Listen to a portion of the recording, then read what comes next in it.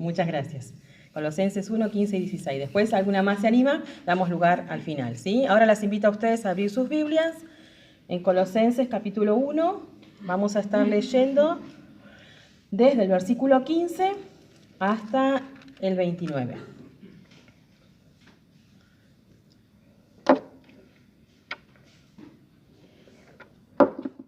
Colosenses 1, 15. Él es la imagen del Dios invisible, el primogénito de toda creación, porque en Él fueron creadas todas las cosas, las que hay en los cielos y las que hay en la tierra, visibles e invisibles, sean tronos, sean dominios, sean principados, sean potestades, todo fue creado por medio de Él y para Él. Y Él es antes de todas las cosas, y todas las cosas en Él subsisten. Y Él es la cabeza del cuerpo que es la Iglesia. Él, que es el principio, el primogénito de entre los muertos, para que en todo tenga la preeminencia. Por cuanto agradó al Padre que en Él habitase toda plenitud, y por medio de Él reconciliar consigo todas las cosas, así las que están en la tierra como las que están en los cielos, haciendo la paz mediante la sangre de su cruz. Y a vosotros también, que erais en otro tiempo extraños y enemigos en vuestra mente, haciendo malas obras, ahora os ha reconciliado en su cuerpo de carne por medio de la muerte, para presentaros santos y sin manchas e irreprensibles delante de Él. Si en verdad permanecéis fundados y firmes en la fe, sin moveros de la esperanza del Evangelio que habéis oído, el cual se predica en toda la creación que está debajo del cielo, del cual yo, Pablo, fui hecho ministro. Ahora me gozo en lo que padezco por vosotros y cumplo en mi carne lo que falta de las aflicciones de Cristo por su cuerpo, que es la Iglesia, de la cual fui hecho ministro según la administración de Dios que me fue dada para con vosotros, que anuncie cumplidamente la palabra de Dios, el misterio que había estado oculto desde los siglos y edades, pero que ahora ha sido manifestado a sus santos, a quienes Dios quiso dar a conocer las riquezas de la gloria de este misterio entre los gentiles, que es Cristo en vosotros, la esperanza de gloria, a quien anunciamos, amonestando a todo hombre y enseñando a todo hombre en toda sabiduría, a fin de presentar perfecto en Cristo Jesús a todo hombre, para lo cual también trabajo, luchando según la potencia de Él, la cual actúa poderosamente en mí. Padre Celestial, te damos gracias por poder estar reunidas una vez más, este grupo de tus hijas, y gracias porque podemos abrir con libertad tu palabra, podemos predicar y enseñar a Cristo en nuestras iglesias con total libertad. Damos gracias por esto, gracias porque tú nos permites tener la Biblia en nuestro idioma y podemos leerla y entenderla. Te damos gracias también por eso. Damos gracias porque hoy podemos estar ante tu presencia y oramos que podamos tener nuestros corazones abiertos y nuestras mentes concentradas en lo que tú deseas que podamos aprender hoy. Habla en nuestros corazones según tu voluntad y fortalécenos, Padre, en tu palabra. Oramos recordando a aquellas hermanas que hoy no están con nosotros, que tú les alientes y puedas animarles en sus corazones para que puedan pronto congregarse también con tu iglesia. Damos gracias, Padre, y dejamos en tus manos el tiempo de la enseñanza para que tú hables a nuestros corazones. En el nombre de Jesucristo, nuestro Salvador, oramos. Amén.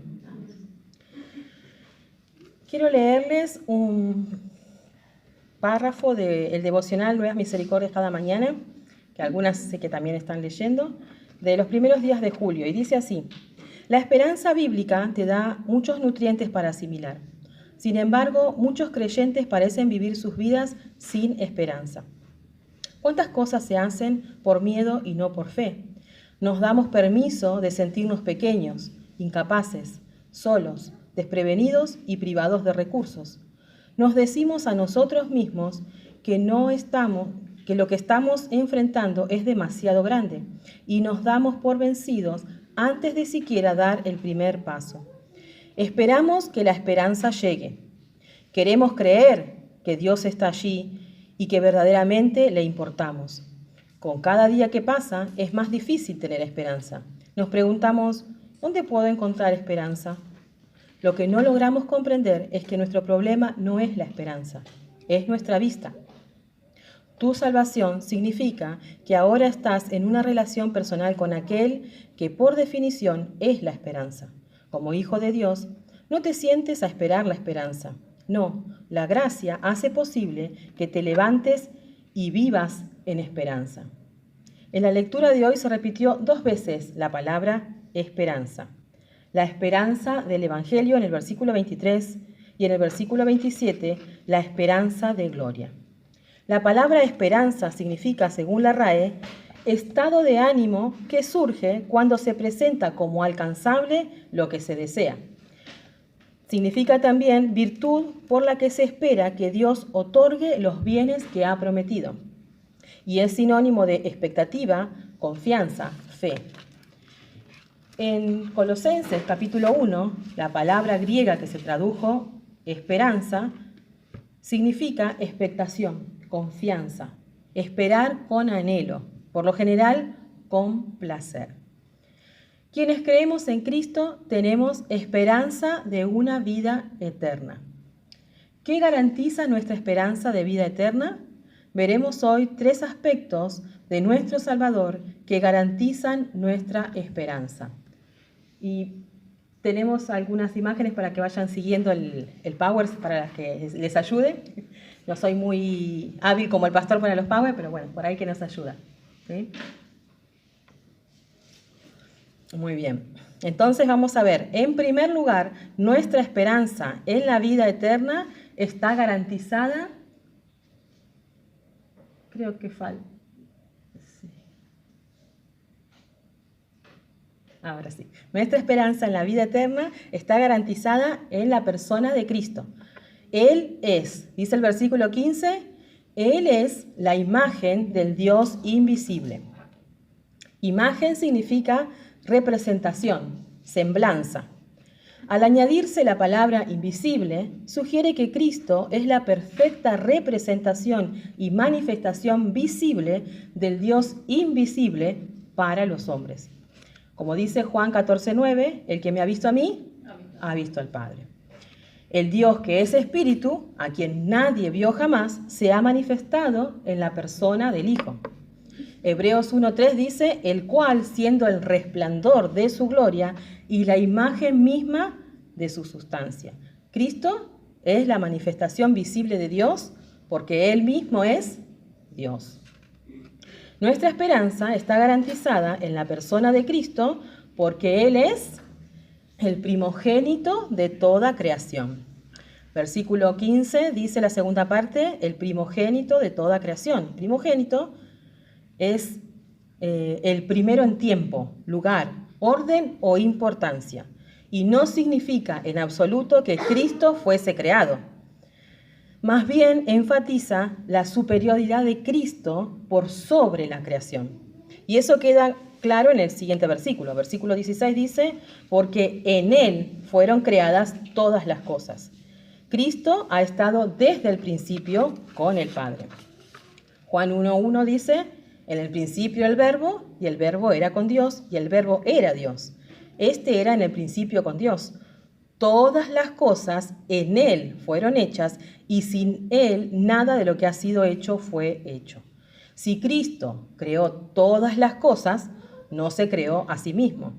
Cristo es el soberano creador de todas las cosas. Y Pablo hace una lista que nosotros memorizamos de todas esas cosas, ¿no? Las que están en los cielos, las que están en la tierra, visibles, invisibles, tronos, dominios, principados, potestades, para terminar una vez más con todo, para que nada quede fuera de esa lista. Todo fue creado por medio de Él y para Él. Nuestra esperanza está garantizada en la persona de Cristo porque Él es eterno. Versículo 17 dice, Él es antes de todas las cosas. Pablo quiere dejar en claro que Cristo antecede a todo lo creado en cuanto a tiempo y en cuanto a rango. Y no solo eso, dice que todas las cosas en Él subsisten. Subsisten. Esa palabra está en un tiempo verbal que indica una acción que ya ha sido completada, pero que sus resultados continúan. Es decir, en Él todas las cosas han subsistido y continuarán subsistiendo. Esto muestra el poder que Cristo tiene como Dios. Cristo es Dios, por eso tiene poder para sustentar toda la creación. Eso lo dice Hebreos 1:3, quien sustenta todas las cosas con la palabra de su poder. Él es quien sostiene el universo desde que fue creado. Nuestra esperanza está garantizada en la persona de Cristo porque Él es Versículo 18, la cabeza de la iglesia. Él es la cabeza del cuerpo, que es la iglesia. Cristo es quien da dirección y sentido a la vida cristiana. Efesios 4:15 dice que siguiendo la verdad en amor, crezcamos en todo en aquel que es la cabeza. Esto es Cristo. La iglesia local que no reconoce a Cristo como su cabeza pierde todo sentido de orientación, estabilidad y posibilidad de crecer. Así como la cabeza tiene control de nuestro cuerpo, Cristo tiene control de su iglesia.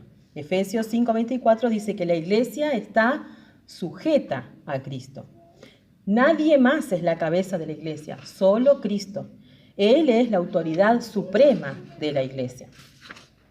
Nuestra esperanza está garantizada en la persona de Cristo porque Él es el primogénito entre los muertos. Versículo 18 dice, el que es el principio, el primogénito de entre los muertos. Esa frase sugiere que Cristo es quien da origen a una nueva creación, la iglesia, la cual está fundada sobre la muerte y la resurrección de Cristo. Fue Cristo quien venció a la muerte por medio de su muerte y por su resurrección tiene poder para dar vida a los que creen en Él. Todos los que fueron resucitados tuvieron que volver a morir, pero Cristo resucitó para no morir más. Es por esta razón que Él tiene la preeminencia, porque tiene la autoridad, la potestad de dar vida. Cristo es quien posee la potestad de salvar, debido a su obra redentora, la cual satisfizo todas las demandas de la santidad y de la justicia de Dios. Por lo tanto, Él es el sustentador del universo y el sustentador de la iglesia. Nuestra esperanza está garantizada entonces en la persona de Cristo. Y en segundo lugar, nuestra esperanza también está garantizada en la obra de Cristo. Dice que por medio de Él obtenemos paz. Versículo 20 dice, por medio de Él reconciliar consigo todas las cosas, haciendo la paz mediante la sangre de su cruz. Reconciliar consigo. Consigo quiere decir hacia sí mismo. La reconciliación obrada por Cristo es para su propia gloria. Y dice que haciendo la paz mediante la sangre de su cruz, así fue como lo hizo. Expresa que la paz que fue obtenida por el derramamiento de la sangre de Cristo en la cruz. Y eso significa que el sacrificio de Cristo es una sustitución, que Él murió en lugar del pecador, murió en mi lugar y murió en tu lugar.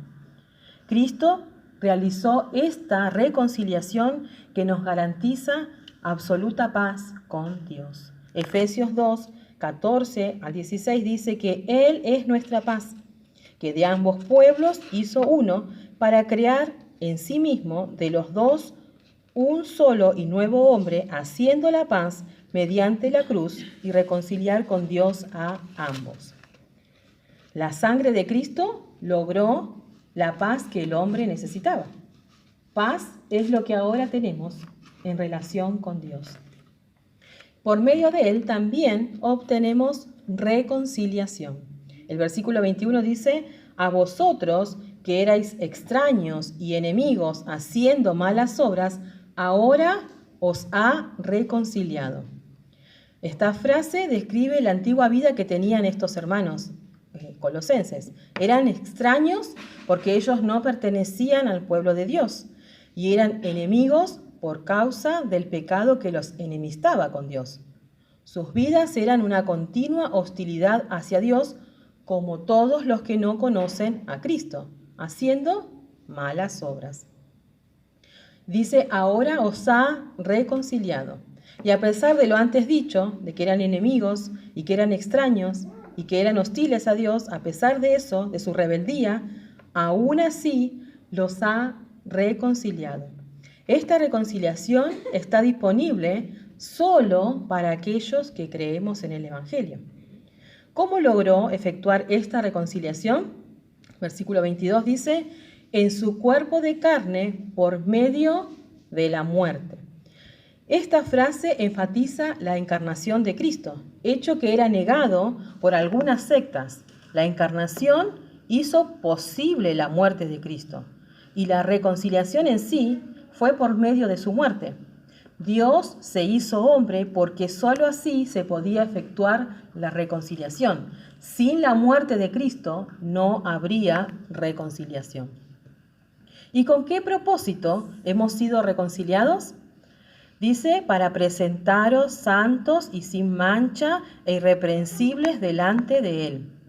Aquí vemos el contraste entre lo que éramos antes de Cristo y lo que llegamos a ser después de Cristo.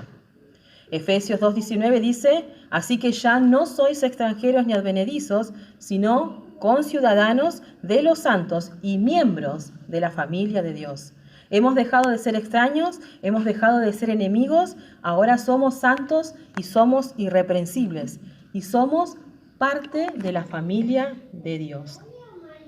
Por medio de Él también obtenemos firmeza. Versículo 23 dice, si permanecéis fundados y firmes en la fe, sin moveros de la esperanza del Evangelio. Permanecer es la evidencia de que una persona realmente ha sido salvada. El verdadero creyente persevera en la fe. Fundado y firme. Esas palabras describen algo que está sólidamente plantado y arraigado, sin moveros de la esperanza del Evangelio. Y esta expresión refuerza lo antes dicho. Mover significa cambiar algo de un lugar a otro. Entonces sería sin cambiar de lugar la esperanza. Y este era el objetivo de los falsos maestros, que los colosenses abandonaran la esperanza del Evangelio. Por eso Pablo oraba, como vimos en la última vez, por la madurez de los colosenses. Oraba por su madurez espiritual, para que se mantuvieran firmes en la esperanza del Evangelio. Entonces, la persona y la obra de Cristo garantizan nuestra esperanza. Y por último, y en tercer lugar, nuestra esperanza está garantizada en el misterio de Cristo. Dice, el misterio que había estado oculto ahora ha sido manifestado. ¿Cuál es el misterio que ha sido manifestado? El Evangelio. Dice, versículo 25, para que anuncie cumplidamente la palabra de Dios. Anunciar significa llenar. Dios le había dado a Pablo la responsabilidad de proclamar el Evangelio entre los gentiles. Y Pablo se propuso cumplir dicha responsabilidad con absoluta dedicación. Sin duda que se esforzó en predicar a Cristo al mayor número posible de personas y de llenar todo lo posible el imperio romano del Evangelio de Cristo. Al cumplir con esta misión que le había sido encomendada, Pablo experimentó sufrimientos en el proceso de llevar a las personas al conocimiento de Cristo.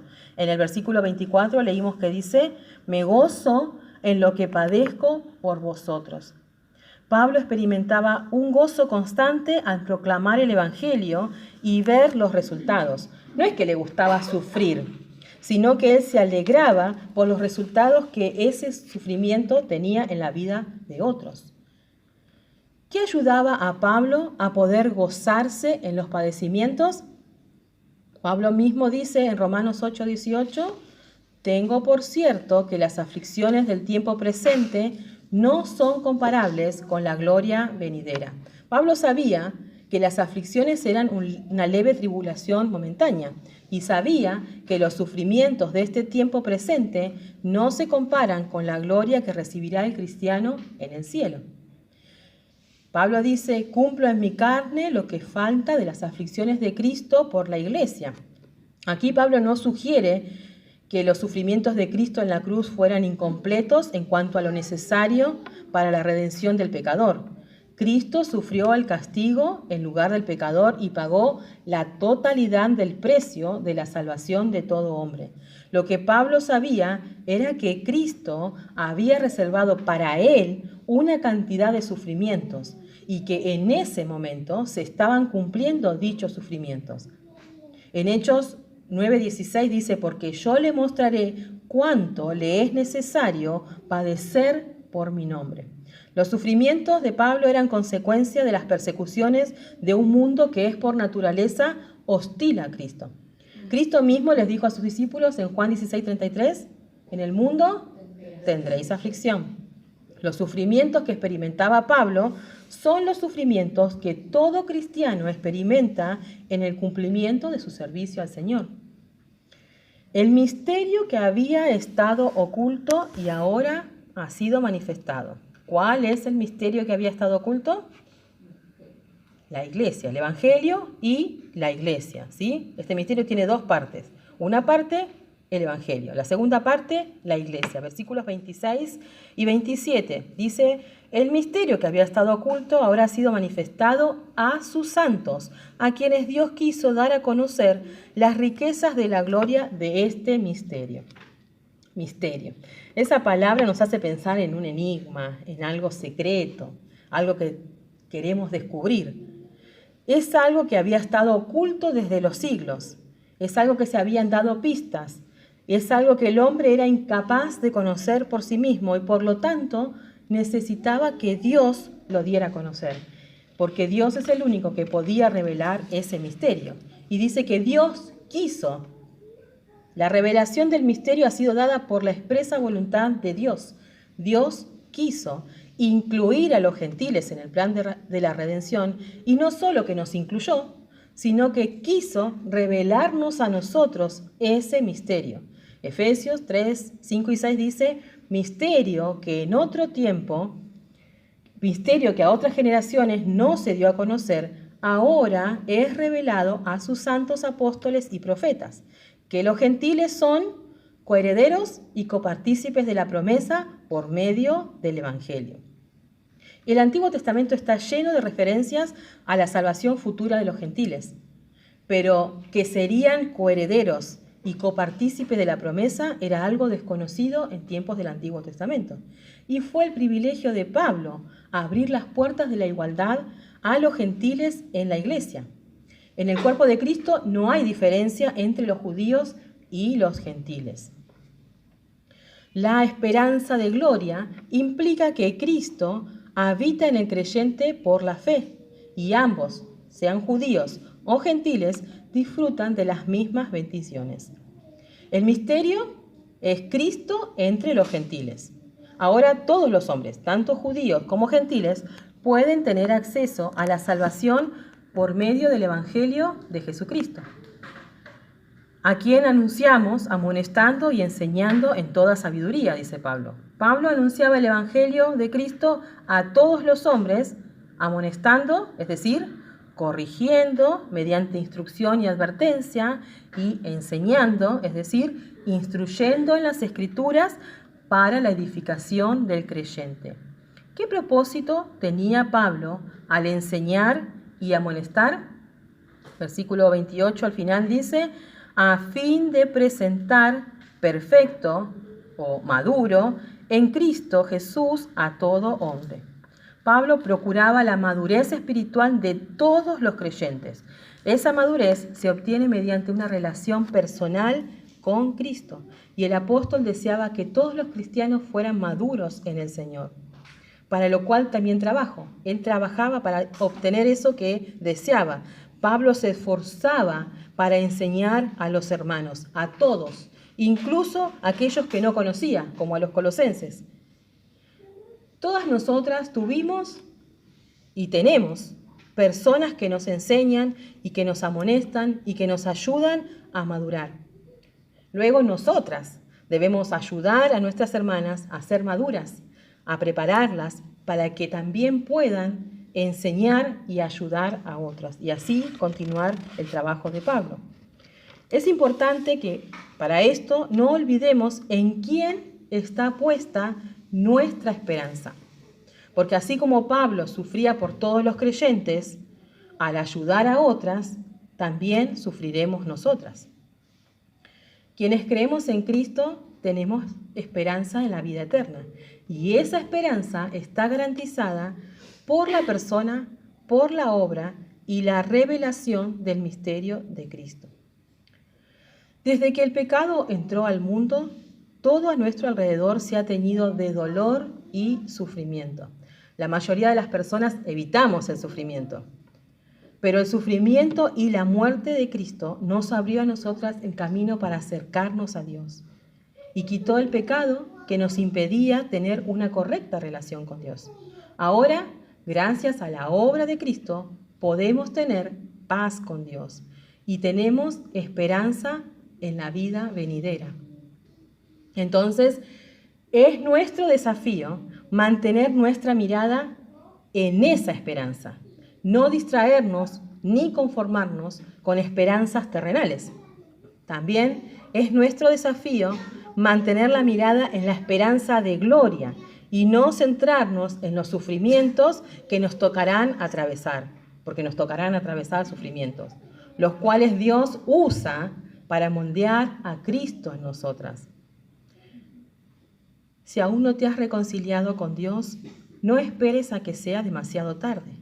Ve hoy a la cruz, porque solo por medio de la sangre de Jesús puedes tener comunión con Dios y obtener esta esperanza que solo Cristo puede dar.